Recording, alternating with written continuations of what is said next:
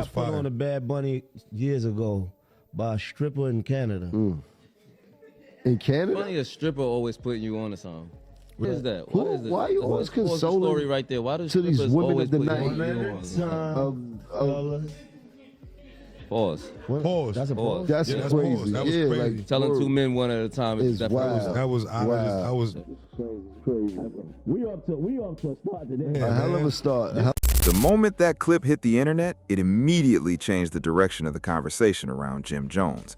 What could have been a minor, forgettable moment quickly became a viral talking point, triggering jokes, sharp criticism, and deeper questions about where he stands right now, both as an artist and as a cultural figure.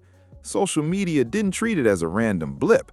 People read it as a symbol, a reflection of his current position in the game. And as the reactions piled up, the tone shifted from humor into something more analytical. There's a clear energy building around this, one that goes beyond just entertainment. People are tuning in, picking sides, and pushing the conversation further than the original moment ever anticipated. That shift sets up something layered, a discussion that blends commentary, critique, and real perspective in equal measure. Then attention moves to Mino and his recent play, and that's where things start to get interesting. The reaction to his move isn't black and white. Some see it as controversial, others read it as calculated, and a few have even interpreted it as a form of respect, just delivered in a way that's designed to spark attention.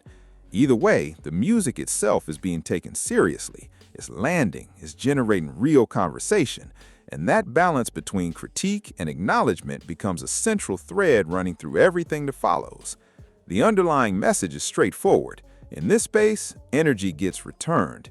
If you step into the spotlight and start mentioning names, you should be prepared for responses. That back and forth isn't seen as a problem. It's part of what keeps hip-hop culture competitive and alive. The conversation gets even more specific when the focus turns to visuals. Mino's Rumors 2026 video becomes a focal point, praised for his creativity while being taken apart frame by frame. The styling choices, the character portrayals, every deliberate decision gets analyzed. Some elements land cleanly, others draw criticism, but the overall consensus is that it's engaging content that did what it was designed to do, started conversation. The tone shifts again, though, when certain names enter the picture. Bringing up someone like Hassan Campbell introduces a noticeably more serious dimension. Not every reaction to this situation is going to stay playful. There are personalities involved who are known to escalate things quickly, and that possibility adds a layer of tension that transforms what started as entertainment into something that could develop into genuine conflict. From there, the discussion pulls back into history, and the moment Dipset gets mentioned, the weight of the conversation changes entirely. This isn't just about a recent clip anymore. It's about legacy. It's about one of the most influential groups in hip-hop history, the unresolved tensions within it, and whether any of that can actually be addressed. When Cam'ron's name enters the conversation alongside Jim Jones, everything connects. Old wounds resurface, and the question becomes much bigger than any single moment. Can something this significant actually be repaired? Jim Jones's perspective adds a new dimension to that question. Rather than leaning into conflict, his response sounds more like reflection. He speaks on time, on legacy, on the importance of resolving differences while the opportunity still exists. It's a message that goes beyond music and touches on something more personal. The idea that holding on to unresolved issues eventually costs more than letting them go. Still, not everyone is convinced. Some read his words as genuine growth. Others question whether the sentiment will ever translate into real action. The history between these men is deep, and that history doesn't disappear just because the tone has softened. Still, Mino is operating from a completely different mindset. There's a strong argument that he understands exactly how attention works in today's environment, that strategic moves, intentional collaborations, and even calculated controversy can open doors and drive momentum in ways that passive positioning never could. From that angle, unity isn't just emotional, it's practical, and that contrast sits at the center of the whole situation. On one side, reflection and growth. On the other, strategy and forward motion. The real question is whether those two approaches can ever align. Ultimately, it comes down to one thing: possibility versus reality. A Dipset reunion would carry enormous cultural weight, but it takes more than good intentions and public conversation to make it happen. It requires action, genuine alignment, and a real willingness to move past years of unresolved history. Right now, the pieces are present, the voices are active, the attention is building. The only question is whether it actually materializes, or whether it remains another moment that sparks discussion without ever fully becoming something real. And that uncertainty is exactly what keeps the situation alive. Every time the conversation begins to settle, a new angle pulls it back into focus. A reaction clip, a social media comment, another layer of commentary. The momentum never fully drops, because this isn't about one moment. It's about years of history colliding with the way the industry operates today. What makes it even more complicated is how differently each person involved seems to view the situation. Jim Jones is speaking from a place of distance and reflection. His words carry a tone of someone reaching toward closure, or at least attempting it. But reflection doesn't automatically lead to action, and that gap is exactly where the doubt continues to live. Cam'ron, on the other hand, remains a critical variable. His presence alone changes the weight of the conversation. Without real alignment between him and Jim Jones, any talk of rebuilding Dipset stays fundamentally incomplete. And that's what people are actually watching, not just what's being said publicly, but who is genuinely willing to meet in the middle. Then there's Mino, who continues to move in a completely different lane. His decisions feel intentional, almost calculated to keep attention circulating around him at all times. Whether it's through music, visuals, or indirect references to larger conversations, he clearly understands how quickly narratives shift and how to position himself right at the center of that shift. Some call it opportunistic, others call it smart. Either way, it's working. The audience plays a bigger role than ever in shaping all of this. Every reaction, every comment, every share adds fuel. It's no longer just about what the artists say. It's about how people interpret it, build on it, and push it further, which is exactly why something that could have stayed contained ends up spreading across the entire culture. And then there are the outside voices. Figures like Hassan Campbell have the ability to take a moment and amplify it well beyond its original intent. When personalities like that get involved, the narrative can shift quickly from discussion to confrontation, and that unpredictability is part of what keeps everyone paying close attention. At this stage, everything feels like it's balancing on timing. One right move could change the entire direction of the situation. A real conversation, a public acknowledgement, or even a simple show of mutual respect between the right people could instantly shift how everything is perceived. But one wrong move could just as easily push things further apart and make any real reconciliation harder to reach. There's also the reality of how dramatically the industry itself has changed. When Dipset were at their peak, situations like this would have played out behind closed doors, away from public scrutiny, with room for things to develop organically. Now, everything happens in real time. Every step is visible, every reaction is immediate, and every move is judged the moment it happens. That kind of pressure can either bring people together or drive them further apart. And right now, it's genuinely unclear which direction this is heading. The deeper question isn't just whether a reunion will happen, it's whether everyone involved actually wants the same outcome. Because without that shared alignment, even the strongest shared history isn't enough to rebuild something meaningful. Still, the interest hasn't faded. If anything, it's growing with each new development. And that says a lot, not just about these individuals, but about what they built together as a collective. The door isn't completely closed, but it's not fully open either. And that's precisely why people are still watching. As the conversation keeps evolving, one thing becomes increasingly clear. This situation is no longer being driven by any single moment. It's being shaped by perception, timing, and how each person chooses to present themselves in the public eye. For Jim Jones, the narrative leans toward maturity. But in this industry, maturity alone doesn't close old chapters. People are watching to see whether his words eventually become something tangible, or whether they remain insightful commentary that never quite reaches action. For Cam'ron, every silence carries its own interpretation. In situations this charged, what isn't said often becomes just as significant as what is. Every absence of response gets analyzed, debated, and read into by an audience that's looking for signals in everything. Mino, meanwhile, keeps operating with a different kind of awareness, one focused on visibility, engagement, and positioning. In today's environment, attention is currency, and he clearly understands how quickly conversations can expand when the right energy enters at the right moment. Whether people agree with the method or not, it keeps him relevant as the discussion continues to evolve. Outside voices like Hassan Campbell add another layer of unpredictability. Once commentary moves beyond music into personality-driven reactions, the situation becomes much harder to contain. Every new interpretation creates a new branch of the narrative, and each branch develops its own audience, its own momentum, and its own direction. But at the center of it all, Dipset remains the foundation the entire conversation keeps returning to. That legacy is what gives weight to everything else.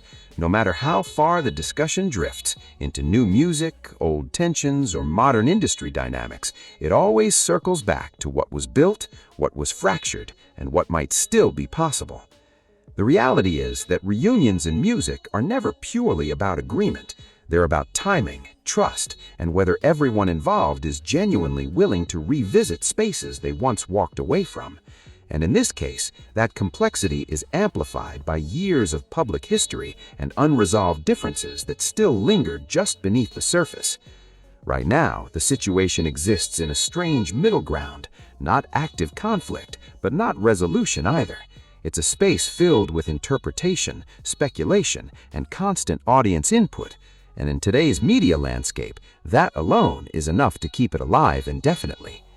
Whether anything actually changes depends on what happens behind the scenes, not what gets said online, not what gets analyzed in commentary, not what's trending in the moment. Those things shape perception, but they don't always shape reality.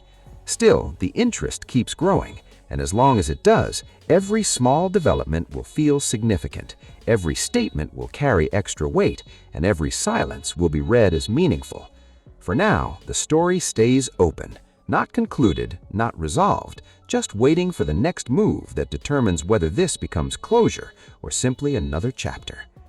At this point, the conversation stops being about a single clip or a single reaction and becomes something larger, a study in how narratives in hip-hop actually survive over time. Once a story reaches this level of visibility, it stops belonging entirely to the people living it. It belongs to the audience, the commentators, and the culture that keeps returning to it. For Jim Jones, that means every word gets measured against his past, not just his present.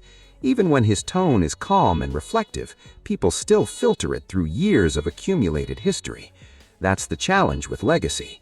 Growth can be genuine, but perception often moves much slower than intention. For Cam'ron, the silence or distance adds another layer. In moments like this, absence isn't empty. It gets read as strategy, resistance, or restraint, depending on who's doing the analyzing, and that keeps his name firmly embedded in the conversation even without direct engagement. Mino sits in a different position entirely. His role in this isn't just about history. It's about how modern hip-hop operates in real time. Attention cycles faster now than ever before, and he seems acutely aware of how quickly a moment can transform into a movement. Whether people see that as calculated or natural, it keeps him woven into the discussion as it continues to develop. What makes all of it more complex is how quickly outside voices can reshape the narrative.